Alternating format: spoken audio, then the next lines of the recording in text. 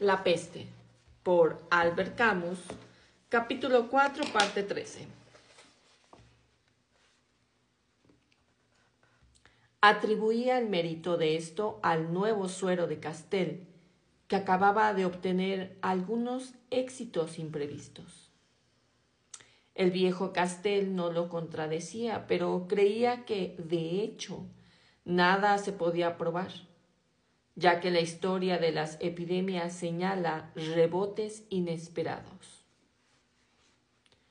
La administración, que desde hacía tanto tiempo deseaba llevar un poco de calma al espíritu de la gente, sin que la peste se lo permitiera hasta entonces, se proponía reunir a los médicos para pedirles un informe sobre el cambio actual, cuando de repente el doctor Richard fue arrebatado por la peste, precisamente en el descanso de la enfermedad. La administración, ante este ejemplo impresionante, sin duda, pero que después de todo no probaba nada, volvió al pesimismo con la misma incoherencia con que primero se entregaba al optimismo. Castell preparaba su suero lo más cuidadosamente posible. Ya no había un solo edificio público que no fuera transformado en hospital o en lazareto, y si todavía se respetaba la administración, era porque había que conservar aquel sitio para reunirse. Pero en general, en vista de la estabilidad relativa de la peste en esta época, la organización dirigida por Rieu no llegó a ser sobrepasada. Los médicos y los ayudantes que contribuían con su esfuerzo agotador no se veían obligados a imaginar que los esperarían esfuerzos mayores. Únicamente tenían que continuar con regularidad aquel trabajo, por así decir, sobrehumano.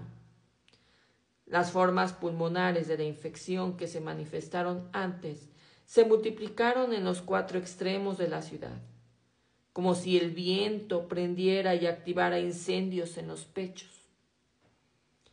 En medio de vómitos de sangre, los enfermos eran retirados más rápidamente. El contagio parecía ser ahora más peligroso con esta nueva forma de epidemia. Ciertamente las opiniones de los especialistas eran siempre contradictorias sobre este punto.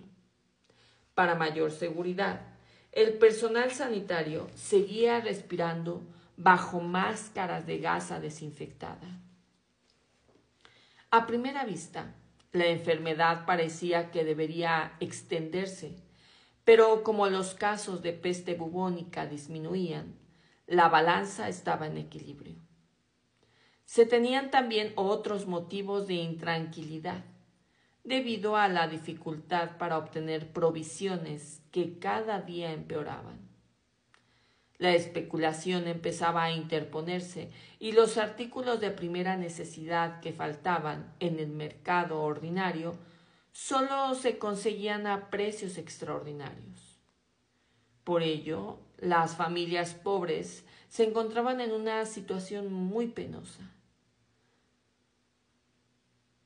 mientras que a las familias ricas no les falta casi nada. Aunque la peste, por la imparcialidad eficiente que usaba en su ministerio, debería afirmar el sentido de igualdad entre nuestros compatriotas. El juego natural de los egoísmos hacía que, por el contrario, agravara más en el corazón de los hombres el sentimiento de la injusticia. Ciertamente, quedaba la verdad irreprochable de la muerte, pero a esa nadie la quería. Los pobres, que de esa manera sufrían de hambre, pensaban con más nostalgia todavía en las ciudades y en los campos vecinos, donde la vida era libre y el pan no era caro. Puesto que era imposible alimentarlos suficientemente, sentían, aunque sin razón, que deberían dejarlos partir. De tal modo que apareció un lema que se leía en las paredes o que otras veces gritaban al paso del perfecto: pan o espacio. Esta fórmula irónica daba paso a ciertas manifestaciones rápidamente reprimidas, pero cuyo carácter de gravedad no pasaba inadvertido. En efecto, los periódicos obedecían a toda costa la orden de optimismo que recibían. Leyéndolos, uno se percataba de que aquello que caracterizaba la situación era el ejemplo conmovedor de serenidad y sangre fría que daba la comunidad. Pero en una ciudad cerrada donde no existían secretos, nadie se engañaba sobre el ejemplo dado por la población. Y para tener una idea acerca de esta serenidad y sangre fría, bastaba con entrar en un lugar de cuarentena o en uno de los campos de aislamiento que eran organizados por la dirección. Ocurre que el narrador, ocupado en otros sitios, no los conoció, y por esto no puede citar aquí más que el testimonio de Thoreau. Thoreau narra en sus cuadernos una visita que hizo con Rambert al campo instalado en el estadio municipal. El estadio se encuentra casi en las puertas de entrada de la ciudad y da por una parte a la calle por donde pasan los tranvías y por otra a terrenos baldíos que se extienden hasta el borde de la meseta donde está construida la urbe. El estadio está rodeado por altos muros de cemento, así que bastó con poner guardias en las 4 puertas de entrada para hacer difícil la fuga. Igualmente, los muros impedían a la gente del exterior importunar con su curiosidad a los desgraciados que estaban en cuarentena.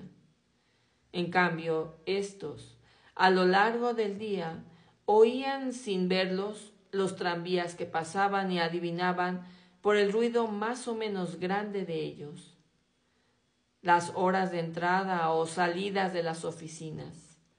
Sabían también que la vida continuaba a unos metros de ahí y que los muros de cemento separaban 2 universos más extraños el uno al otro que si estuvieran en planetas diferentes. Fue un domingo por la tarde cuando Thoreau y Rambert decidieron dirigirse al estadio. Iban acompañados por González, el jugador de fútbol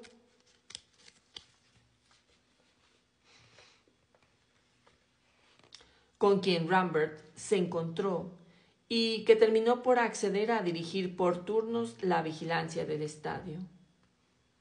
Rambert tenía que presentarle al administrador del campo. González les había dicho a 2 hombres, cuando se encontraron, que aquella era la hora en que antes de la peste se cambiaba de ropa para comenzar el partido.